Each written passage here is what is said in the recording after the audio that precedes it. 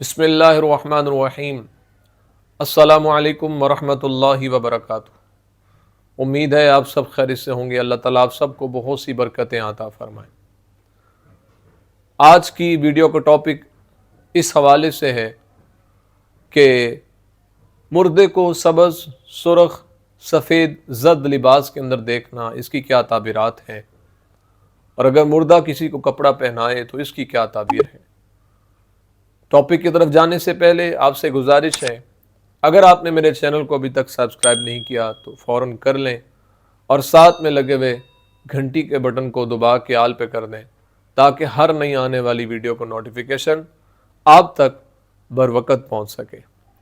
اگر کوئی انسان اپنے فوت شدہ کو سبز لباس کے اندر دیکھتا ہے کہ اس نے سبز لباس پہنا ہے تو اس بات کی طرف اشارہ ہے کہ وہ دنیا سے شہید گیا ہے اور اللہ نے اس کو شہادت کا مرتبہ عطا فرمایا ہے۔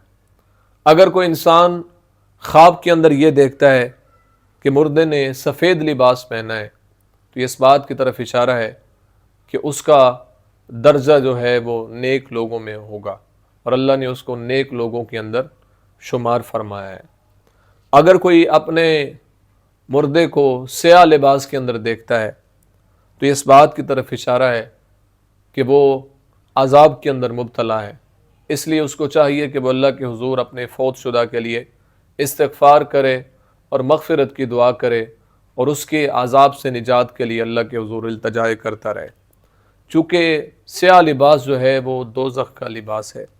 اگر کوئی انسان اپنے فوت شدہ کو زرد لباس کے اندر دیکھتا ہے جس طرح سرخ لباس ہوتا ہے تو اس بات کی طرف اشارہ ہے کہ اس کا حال جو ہے وہ بد ہے، اس لیے اللہ کے حضور اس کو توبہ و استغفار کرنی چاہیے اپنے فوت شدہ کے لیے۔ اور اگر زرد یا نیلے لباس میں دیکھے تو اس بات کی طرف اشارہ ہے کہ خواب دیکھنے والا غم اور مصیبت کے اندر مبتلا ہوگا۔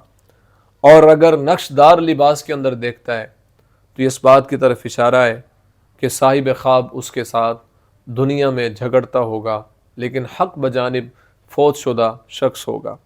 اور بعض اہل تعبیر نے بیان کیا ہے اگر زندہ شخص خواب میں مردے کو کپڑا پہنائے تو اس بات کی طرف اشارہ ہے کہ اس کی موت کا وقت قریب آنے والا ہے، اس لیے اللہ کے حضور اس کو توبہ استغفار کرتے رہنا چاہیے اور اللہ کے حضور اپنے گناہوں سے معافی طلب کرتے رہنے چاہیے۔